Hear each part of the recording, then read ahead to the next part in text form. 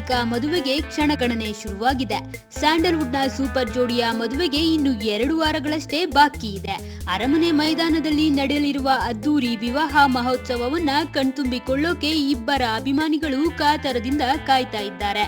ಆದ್ರೆ ಈಗ ಬರ್ತಾ ಇರೋ ಮಾಹಿತಿಯ ಪ್ರಕಾರ ಈ ಅಪೂರ್ವ ಜೋಡಿಯ ಅಪರೂಪದ ಕ್ಷಣಗಳನ್ನ ಕಣ್ತುಂಬಿಕೊಳ್ಳೋ ಅವಕಾಶ ಎಲ್ಲರಿಗೂ ಸಿಗೋದಿಲ್ವಂತೆ. ಕೇವಲ ಆಮಂತ್ರಣ ಪತ್ರಿಕೆ ಇರೋರಿಗೆ ಮಾತ್ರ ಈ ಸುಸಮಯದಲ್ಲಿ ಹಾಜರಿರಲು ಸಾಧ್ಯವಂತೆ.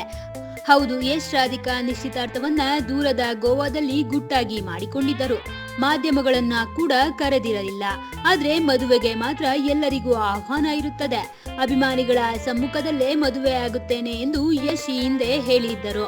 ಅದರಂತೆ ಈಗ ಮದುವೆಯ ಹಿಂದಿನ ದಿನ ಅಭಿಮಾನಿಗಳಿಗೆ ಮಾಧ್ಯಮದ ಮಂದಿಗೆ ಅವಕಾಶ ಮಾಡಿಕೊಟ್ಟಿದ್ದಾರೆ. ಆದ್ರೆ ಮದುವೆಯ ಮುಹೂರ್ತದ ದಿನ ಮಾತ್ರ ಆತ್ಮೀಯರು, ಗಣ್ಯರು, ಚಿತ್ರರಂಗದವರನ್ನ ಹೊರತುಪಡಿಸಿ ಯಾರಿಗೂ ಆಹ್ವಾನ ಇಲ್ಲ. ಮಾಧ್ಯಮದವರಿಗೂ ಕೂಡ ಚಿತ್ರೀಕರಣಕ್ಕೆ ಅವಕಾಶ ನೀಡಲ್ಲ ಎಂಬ ಮಾತಿದೆ. ತನ್ಮೂಲಕ ಯಶ್ ಮದುವೆಯಂತಹ ಖಾಸಗಿ ಕಾರ್ಯಕ್ರಮವನ್ನ ಬಹಳ ಖಾಸಗಿಯಾಗಿ ನೆರವೇರಿಸಲು ತೀರ್ಮಾನಿಸಿದ್ದಾರೇನೋ ಎನಿಸುತ್ತದೆ. ಎನಿವೆ, ಯಶ್ ರಾಧಿಕಾ ಜೋಡಿ 100 ಕಾಲ ಜೊತೆಯಾಗಿರಲಿ ಎನ್ನೋಣವೇ.